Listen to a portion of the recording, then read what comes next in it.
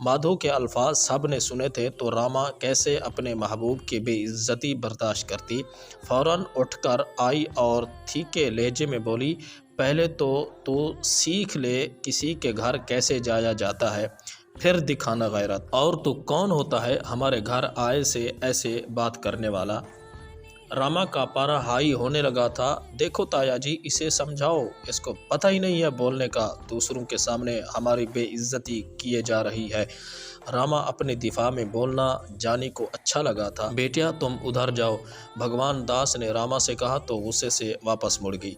मेरी वजह से आप लोग न लड़ो, मैं वैसे भी जाने वाला ही था, जानी ने उठते हुए कहा तो रामा के दिल पे चोट सी पड़ी। उसने नफरत से माधो को घोरा। अरे नहीं पुत्र, तू बैठ, मैं समझाता हूँ माधो को, भगवान दास ने जानी से कहा। तो वो बोला, नहीं मुखिया जी, मैं वैसे भी अब जाने वाला ही था, और उठ खड़ा हुआ। रामा को अपना दिल डूबता महसूस हो रहा था। जानी के इसरार पे भगवान दास भी उठ खड़ा हुआ और बोला, चल पुत्र, तुझे भैंस खोल के देता हूँ। जानी ने रामा की तरफ देखा और खुशदिली से बोला, आप सबका धन्यवाद, चाय बहुत अच्छी थी, आपने बहुत इज्जत दी मुझे, आप लोग आइएगा कभी हमारे घर। जानी के अल्फाज ने रामा के दिल पे मरहम का काम किया और वो कुछ शांत हो गई। भगवान दास जानी को लेकर घर से निकला तो रामा दरवाजे तक आई थी। उनके निकलते ही माधो भी निकल गया था भैंस लेकर। उसने भगवान दास का और कहा, आप कभी सबको लेकर आइएगा हमारे घर। ज़रूर आएंगे कभी, भगवान दास ने मुस्कुराते हुए जवाब दिया। जानी भैंस लेकर घर पहुंचा। माँ को भैंस दिखाकर जानी उसे अपने डेरे पे ले गया। अगले दिन मामूल के मुताबिक उसने बैलगाड़ी ली और कस्बे की तरफ चल पड़ा।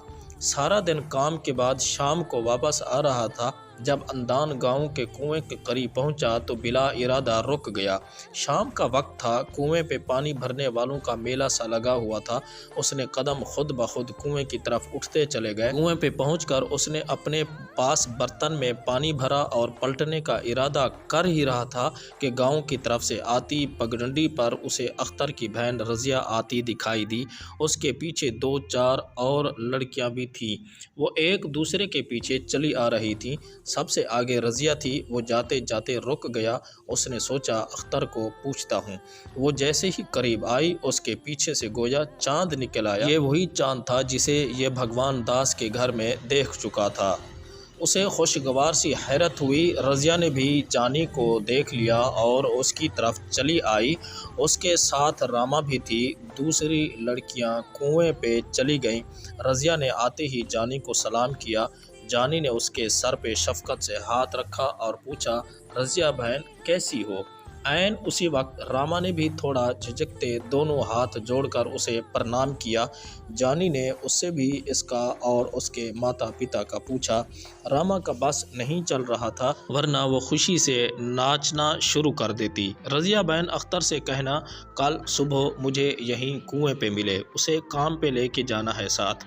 जानी ने रजिया से कहा, भाई मैं अख्तर भाई को कह दूंगी, रजिया ने कहा। जानी की नज़र रामा पे पड़ी। वो टिकटिकी बांधे उसे देख ही रही थी। चोरी पकड़े जाने पे वो सटपटा कर दूसरी तरफ देखने लगी। जानी को उसकी ये अदा भा गई। उसके लबों पे हल्का सा तबस्सुम उभरा। भाई मुझे आपसे एक ख़ास बात करनी है, रजिया ने धीमे से लहजे में कहा। हाँ करो मेरी बहन, क्या बात है। जानी को तजस्सुस हुआ। नहीं अभी नहीं, कल ज़रा जल्दी आ जाना काम से, अब हमें जल्दी है, हमने पानी भरना है, देर हो जाएगी। रजिया ने कहा तो वो बोला, ठीक है जैसे तेरी मर्ज़ी, बस ये बता दे सब खैर ही है ना। जानी थोड़ा फिक्रमंद सा हुआ। बस खैर है भी और नहीं भी, कल बताऊंगी, रजिया का जवाब था। ठीक है मेरी बहन, फिर कल मैं जल्दी आ जाऊंगा, बता देना, जानी ने कहा और दोनों को अलविदा कहकर चल पड़ा। उसने उन दोनों को अलविदा कहा और वापस चल पड़ा। अगले दिन सुबह 7 बजे के करीब वो कुएं के पास खड़ा अख्तर का इंतज़ार कर रहा था। अख्तर ने आते ही पूछा, कुछ खाना पीना है तो घर चलते हैं। नहीं मैं रोटी खाकर आया हूँ, जानी ने जवाब दिया। और दोनों बैलगाड़ी पे सवार कस्बे की तरफ चल पड़े। यार भैंस कैसी है जो तुझे मुखिया ने दी थी, अख्तर ने पूछा।